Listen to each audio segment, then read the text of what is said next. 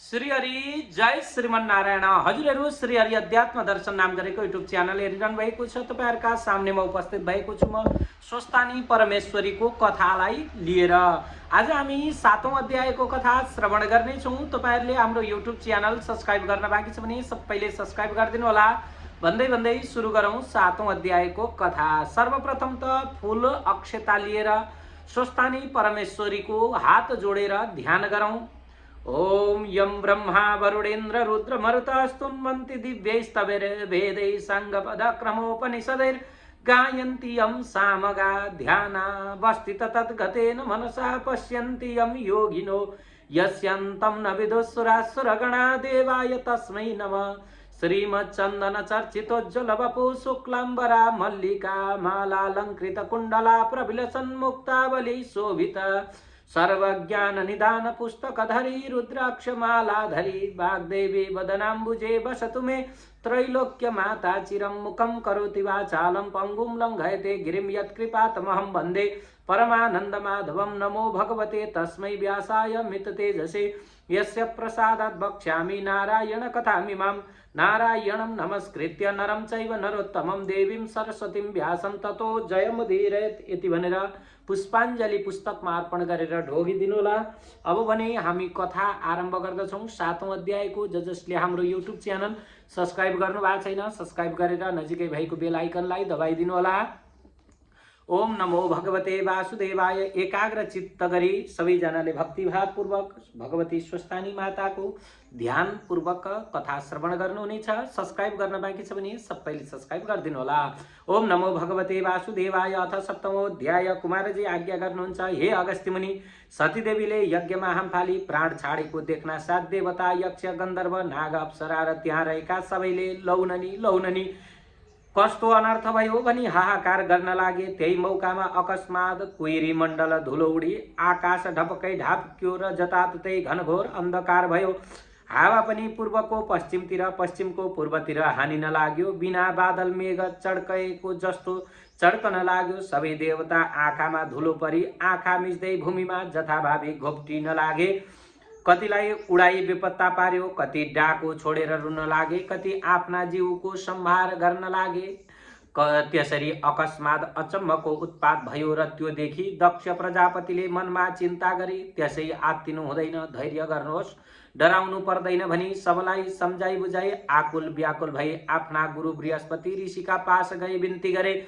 हे गुरु, अब कसो गरौं, अनर्थ भयो, हाहाकार पर्यो। यसो भनी दक्ष प्रजापति आतिन लागे। त्यही बेला नारद ऋषिले सतीदेवीको यस्तो हालत देखेर वायु वेगले तुरन्त गई कैलाशमा पुगेर श्री महादेवका चरणमा दण्डवत प्रणाम गरी बिन्ती गरे, हे ईश्वर, के गर्ने अनर्थ भयो। सतीदेवीले अग्निकुण्डमा प्रवेश गरी प्राण त्याग्नु भयो। हे करुणामय पापिष्ट दक्ष प्रजापतिले तपाईलाई तरह तरहका निन्दा गरे, हेला गरी गाली गरे। त्यो कहाँको देवता हो, त्यो बहुला पो हो, त्यसलाई नडाकी मलाई के होला भनी निन्दा गरेको सतीदेवीले सुनि सहन नसकी एकदम रिसाएर लात्तीले भूमिमा हानी कसैको पनि मुख नहेरी झटाझट यज्ञ प्रदक्षिणा गरी तपाईको नाम लिँदै यज्ञ कुण्डमा फाल हाली प्राण त्याग गर्नुभयो। हे प्रभु, तपाईका डरले अग्निले शरीर डढाउन सकेको छैन। सतीदेवी प्राण मात्र बाँकी छाडी सुते झैं गरी यज्ञ कुण्डमा रहनु भएको छ। हे ईश्वर, यी कुरा बिन्ती गरौं भनी आएको हुँ, अब कसो गरौं, अनर्थ भयो। यज्ञको नारद मुनिले भनेको सुनि महादेवले तुरन्त शोकाकुल भई आज्ञा गर्नुभयो, हे मुनि, के यो कुरा साँचो हो के मेरी सतीदेवी साँच्चै यो लोकमा छैनन्? नारद बिन्ती गर्दछन्, हे ईश्वर, तपाईका अगाडि म कहिले झुटो बोल्दथे, ध्यान दृष्टिले हेर्नुहोस्। यस्तो सुन्नासाथ श्री महादेवले एकदम रिसाएर तिनै आँखाबाट आगाको मुस्लो निकाली कटकटदारा किरीटी रिसले मसक्क मुठी पारी नारदकै अगाडि भन्नुभयो, हे नारद, 33 कोटी देवताले रक्षा गरी राखेको त्यो पापिष्ट घमण्डी दक्ष प्रजापतिको म निर्मूल नगरी छोड्ने छैन। अब तिमी आफ्ना आश्रममा जाऊ भनी बिदा दिनुभयो र नारद साष्टाङ्ग प्रणाम गरी त्यहाँबाट ब्रह्मलोक गए। त्यसपछि श्री महादेवले सतीदेवीलाई झलझल सम्झी दक्षमाथि अत्यन्त क्रोध गरे। तिनै आँखाबाट अग्निका ज्वाला निकाली आफ्नो शिरबाट एक जटा निकाली पृथ्वीमा पड्कनुभयो। त्यहाँबाट मेघ गर्जे झैँ ठुलो शब्द गरी कराएर महाभयङ्कर 64 योगिनी भूत प्रेत र प्रमथ गणका साथ संहार गर्ने महाकाली निस्किन्ती कस्ती थिइन् भने महाभयानक मूर्ति आँखाबाट आँको निस्केकी, लामा लामा दारा निस्केकी, आकाश जस्तो पेट भएकी महाभीषण मूर्ति, गलामा मुण्डमाला लगाएकी, बाघको छालाले कम्मरमा बेरिएकी, गजल्टा भिजाएकी, दाहिने हातमा खड्ग लिएकी, कहिले लपलपाउँदो लामो जिब्रो निकाली खिदखिद हाँस्ने, कहिले ल्याब ल्याब जिब्रो चलाउने यस्ती महाकाली महादेवका अगाडि खडा भई के कामले आराधना गर्नुभयो आज्ञा होस् भन्दी भइन्। फेरि महादेवले एक जटा निकाली भूमिमा पछार्नुभयो र पृथ्वी डगमगाउँदै सिंहनाद गरे झैँ गर्जदै 1000 सूर्यको जस्तो तेज भएको मुण्डमाला लगाएका, दाहिने हातमा त्रिशूल लिएका भीषण मूर्ति वीरभद्र महादेवका अगाडि खडा भए। तब महाकाली र वीरभद्र बिन्ती गर्न लागे, हे ईश्वर किन हामीहरूलाई आराधना गर्नुभयो, आज्ञा होस् श्री महादेव आज्ञा गर्नुहुन्छ। हे वीरभद्र महाकाली तिमीहरू दुवै अहिले गई 33 कोटी देवताले रक्षा गरिराखेको पापिष्ट दक्ष प्रजापतिको यज्ञ विध्वंस गरी दक्षको संहार गरी 33 कोटी देवतालाई हाहाकार गराए। आओ हे वीरभद्र महाकाली, यसै कामलाई तिमीहरूको आराधना गरेको हुँ। अब तिमीहरू नन्दी भृङ्गी विषम ज्वर 64 योगिनीलाई समेत साथ लिई दक्षको नाश गर्न तुरन्त गइहाल भनी आज्ञा दिनुभयो। यस्तो महादेवको आज्ञा सुनि यिनीहरू मेघ गर्जे झैँ गर्जँदै पृथ्वी कम्पाउँदै काला आए जस्तै गरी एकदम रिसाएर महादेवको आज्ञा शिरमा राखी कैलाशदेखि झरे। यिनीहरूको चाला मालादेखि भार थाम्न साह्रै मुस्किल पर्यो र पृथ्वी डगमगाउन लागिन्।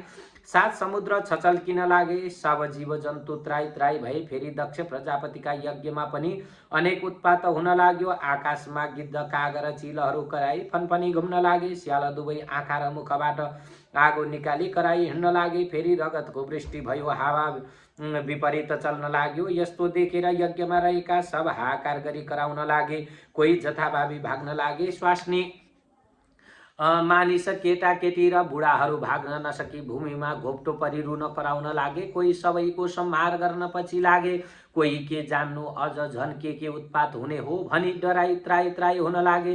देवताहरू पनि त्राई त्राई भइरहेका थिए। त्यसै बेला महावीर वीरभद्र महाकाली गण समेत भई मेघ गर्जे झैँ गर्जँदै हात्तीका बथानमा सिंह गए झैँ गरी दक्षका यज्ञमा पुगिहाले। अनि पछि यज्ञमा रहेका देवता यक्ष गन्धर्व किन्नर दैत्य र नागहरू सबैतिर घमासान युद्ध परिहाल्यो। त्यो देखि यज्ञमा रहेका दक्षका छोरीहरू देवकन्या, ऋषिकन्या, गन्धर्व कन्या, नागकन्या, ऋषि, ब्राह्मण, बालक र अप्सराहरू त्राई त्राई भनी नारायण नारायण भनी काली हाली रुँदै चिच्याउँदै 10 दिशा भागे। कोही भाग्न नसकी मोडो ढुन मुनिँदै मुन्टाले टेकी माटो खान लागे। कसैले हात पटक भाँचियो र रुन कराउन लागे। कसैको खुट्टा मर्किएर हल नचल भई ऐया ऐया गर्न लागे। परन्तु विष्णु आदि 33 कोटी देवता यक्ष गन्धर्व किन्नर र दैत्यहरू दक्ष प्रजापतिका निमित्त आफ्ना आफ्ना शस्त्र अस्त्र लिई महावीर वीरभद्र र महाकालीसित लड्न लागे। दुवैतिरका सेनाहरू एक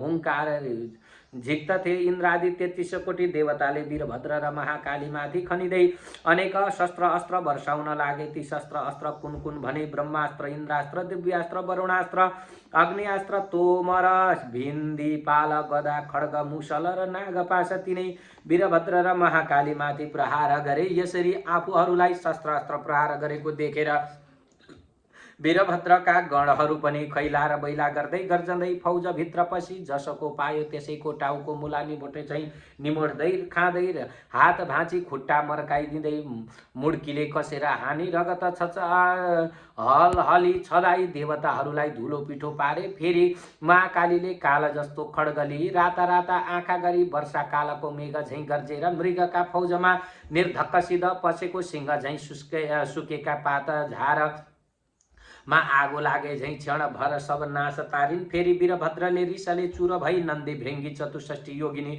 भूत प्रेत पिशाच डाकिनी साकिनी घोर बेताला चाण्डाला लिएर शत्रुको कसैका शिर काटिदिए, कसैका शत्रु पक्षका कसैका शिर काटिदिए, कसैका गिँडिदिए, कसैका हात खुट्टा भाँचिदिए, कसैका रगत पिए, कसैका मासु लुचे, घट घट रगत पिएर मातिएका कोही नाच्न लागे, कोही खित्त खित्त हाँस्न लागे, कोही जथाभावी दगुर्न लागे। 33 कोटी देवता यक्ष दक्ष प्रजापतिका सेनाहरू भूतुक्कै हुँदा रगतको खोलै बग्यो, मासुको पर्वत जत्रो लास भयो। देवता यक्ष गन्धर्व किन्नर दैत्य नागर दक्ष प्रजापतिका सेनाले फेरि महाकाली उपर अस्त्र शस्त्र वर्षाए। त्यो शस्त्र अस्त्र महाकालीका नगिचमा आउनासाथ भस्म भए। महाकाली चतुष्ठी योगिनी भूत प्रेत पिशाच प्रमथ गणले फेरि दक्ष प्रजापतिका सेनाको संहार गरे। विषम ज्वरले पनि सबैका शरीरमा घुसेर चेत हराइदियो। सब वैकुण्ठनाथ विष्णुले सम्पूर्ण देवता यक्ष गन्धर्व किन्नर दैत्य नाग बाँकी रहेका दक्ष प्रजापतिका सेनाहरू समेत हलन चल भएका देखि आफ्ना शरीरबाटै शीताङ्ग ज्वरो उत्पन्न गरी सबैलाई सचेष्ट गराउनु भयो र थरी थरी शस्त्र अस्त्र लिई दन्केको आगोमा पुतली झैँ वीरभद्र जलाई वीरभद्रमाथि जाई लाग्नुभयो। वीरभद्रले त्रिशूल उठाई सिंहनाद गरी सुकेका खरमा आगो लागे जस्तै क्षणमा कोटी कोटी दक्ष प्रजापतिका सेना मारिदिए। कसैका शिर छैनन्, कसैका पाउ छैनन्। त्यस्तो देखि कोही रक्षा गर भनी भाग्न लागे, कोही भाग्न नसकी भूमिमा ढुलमुलिन लागे। वीरभद्र र महाकाली यज्ञ विध्वंस गरी जो अघि पर्छ उही देवतालाई समाति यज्ञमा होम गर्न लागे। यसरी देवता यक्ष गन्धर्व किन्नर दैत्य नागहरू र दक्ष प्रजापतिका सेना नाश पारेको र यज्ञ विध्वंस गरेको देखि विष्णुले अत्यन्त क्रोध गरी राता राता आँखा पारे। नागले श्वास झिके जस्तै गरी सुस्केर हाली अग्निमा ज्वाला जस्तै राता भई बायाँ हातले पञ्चजन्य शङ्ख बजाई दाहिने हातले कौमुदीकी गदा उठाई समार कालका रुद्र जाँदा झैँ वीरभद्रका सेनामाथि जाई लाग्नुभयो। त्यो देखि देवता यक्ष गन्धर्व किन्नर दैत्य नागर दक्ष प्रजापतिका सेनाले धन्य धन्य विष्णु तपाईको जय होस् भनी आफ्ना आफ्ना शस्त्र अस्त्र लिई विष्णुका साथ लागि लड्न लागे। त्यो देखि महाकालीले क्रोधले अग्निको ज्वाला जस्तो बडो तेज निकाली खड्ग उठाई चतुष्ठी योगिनी भूत प्रेत पिशाच र प्रमथ गणले शहीद भई गएर लड्न लागिन्। यस्तो ठुलो हुरी चल्दा मेघ खण्ड खण्ड भई फाट्दछ। त्यस्तै गरी देवता यक्ष गन्धर्व किन्नर दैत्य नागर दक्ष प्रजापतिका सेनालाई महाकालीले छिन्न भिन्न पारी 10 दिशामा भगाइन्। त्यो देखि विष्णुले निर्धक्कैसित वीरभद्रका छातीमा कौमुदकी गदा प्रहार गर्नुभयो। त्यो गदाको चोट खप्न नसकी वीरभद्र मूर्छा परी भूमिमा गिरे। फेरि विष्णुले नन्दी भृङ्गी चतुष्ठी योगिनी भूत प्रेत पिशाच र प्रमथ गणलाई त्राई त्राई बराएर पाञ्चजन्य शङ्ख बजाई गदा हो जाई लागि हान्नुभयो। नन्दी भृङ्गी चतुष्ठी योगिनी भूत प्रेत पिशाच र प्रमथ गण शङ्ख का शब्दले र गदाका प्रहारले कोही भूमिमा ढली मूर्छा परे, कोही जता पायो उतै भाग्न लागे। त्यो देखि देवता यक्ष गन्धर्व किन्नर दैत्य नागर दक्ष प्रजापतिका सेनाले धन्य विष्णु भनी पुष्पवृष्टि गरी स्तुति गरेको मूर्छा भइरहेका महावीर वीरभद्रका कानमा झट्ट पर्यो र चेता आयो। वीरभद्रले जुर्मुराउँदै उठेर हेर्दा आफ्ना सेना कोही भूमिमा परि राखेका, कोही भाग्न लागेका देखि खुबरी साएर काल समान त्रिशूल उठाई नारायणलाई ताकेर वेगले छोडे। त्यो त्रिशूल विष्णुको छातीमा लाग्यो र त्यसको चोट खप्न नसकी नवद्वारबाट रगत बगाई रणभूमिमा नारायण कोटी मूर्छा पर्नुभयो। वीरभद्रले विष्णु मूर्छा परेको देखेर प्रलय कालका मेघ झैँ गर्जी दक्षका सेनामाथि जाई लागि 33 कोटी देवताको नाश पारे। वीरभद्र गर्जेको स्वरले देवताहरू त्राई त्राई भनी चिच्याउँदै कराउँदै भाग्न लागे। त्यो शब्द मूर्छामा परेका नन्दी भृङ्गी चतुष्ठी योगिनी भूत प्रेत पिशाचका कानमा पर्दा बिउझी लरखराउँदै उभिएर हेर्छन् र वीरभद्र विष्णुलाई मूर्छामा पारी देवताहरूको नाश गर्न लागेको देखि धन्य धन्य वीरभद्र भनी कोलाहल शब्द गरी दक्षका सेनामाथि जाई लागे। यसरी घनघोर सङ्ग्राम भयो। हे अगस्त्य मुनि, महाकाली वीरभद्रले दक्षका सेनाहरूमाथि जाई लागि कोही देवताको टुप्पीमा फन्को मारेर पछाडि बङ्ग्याई फर्काए, कसैलाई मुड्कीले हानेर मारे। 64 योगिनी कसैलाई परक्क निमोठी मारे, कसैका काखीमा हातले पुवाल पारेर मुख लगाई तन्तनी रगत पिउन लागे, कसैका टप टप पारी यज्ञमा हुत्याई मारे। यसरी 33 कोटी देवता यक्ष गन्धर्व किन्नर दैत्य र नागहरूको नाश गरेको र वीरभद्रका सेनाले जय जय भनी कराएको शब्द मूर्छामा परेका विष्णुका कानमा पर्यो र भ्युजेको खडा भई हेर्दा वीरभद्र महाकालीले दक्षको यज्ञ के विध्वंस गरी 33 कोटी देवता र दक्षका सेनाको समेत नाश पारेको देखि अति रिसले चुर भएर हे पापिष्ट वीरभद्र आज तेरो नाश गरौँला, तेरो प्राण लिएर दक्षको यज्ञ पूर्ण गरौँला। तब सम्पूर्ण देवता यक्ष गन्धर्व किन्नर दैत्य र नागहरूलाई सन्तोष होला। आज एकादश रुद्र तेरा सहाय भए पनि तेरो रक्षा गर्न सक्दैनन्। सम्पूर्ण दुष्टको नाश गर्ने यो चक्र देखिस् कि भनी सुदर्शन चक्र देखाउनु भयो। विष्णुले भनेको यस्तो वचन सुने क्षुद्र वचन सुनेर वीरभद्रले पनि रिसाएर विष्णुलाई भने हे पापिष्ट विष्णु सम्पूर्ण दुष्टको नाश गर्ने चक्र भनेर देखाइस्, नाश गरौँला भनी लौ देखौँ त कतिको नाश गर्दो रहेछ। तुरुन्त प्रहार गरिहाल। यति वीरभद्रले भनेको वचन सुनि विष्णुले रिसाएर वीरभद्रमाथि ताकी सुदर्शन छोडिदिनु भयो। त्यो सुदर्शन चक्र सूर्यको जस्तो तेज भई प्रलय कालमा मेघ गर्जे झैँ गर्जी जाँदा भयो। त्यसरी आएको सुदर्शन चक्र देखेर नन्दी भृङ्गी चतुष्ठी योगिनी भूत प्रेत पिशाच र प्रमथ गणा त्राई त्राई महादेव भनी महावीर वीरभद्र र महाकालिका शरण गए। यस्तो समुद्र मथन गर्दा कालकुट विष निस्कन्थ्यो र शिवजीले निल्नु भए थियो। त्यस्तै गरी वीरभद्रले त्यो चक्र आएको देखि मुख बाहिर सलक्क निल्न तयार भए। यो देखेर विष्णुले चाँडै दगुर्दै गएर वीरभद्रका मुखबाट सुदर्शन चक्र झिक्री त्यहाँबाट अन्तर्ध्यान भई वैकुण्ठमा जानुभयो। जय जय श्री स्कन्द पुराणे केदारखण्डे माघ महात्म्य कुमार अगस्त्य संवादे श्री स्वस्तानी परमेश्वरिया व्रतकथायां दक्ष सेनावधो नाम सप्तमोऽध्याय। श्री हरये नम। अब अन्तिममा फूल लिएर श्री स्वस्तानी परमेश्वरीको सबैजनाले ध्यान गरौँ। स्वस्तानी परमेश्वरीलाई एकाग्र भक्तिभावपूर्वक फूल अक्षता लिई सबैजनाले ध्यान गर्नु होला। म भने मन्त्र पढ्दछु। ओम उपनयतु मङ्गलं वा सकल जगन्मङ्गलालय श्रीमान दिनकर किरण निबोधित नव नलिन दल निवेक्षण कृष्ण काले वर्षतु पर्जन्य पृथ्वी सस्यशालिनी देशोऽयं क्षोभरहिता ब्राह्मणा सन्तु निर्भया अपुत्रा पुत्रिण सन्तु पौत्रिण सन्तु पौत्रिण सदना निर्धना सदना सन्तु जीवन्तु शरदां सदां।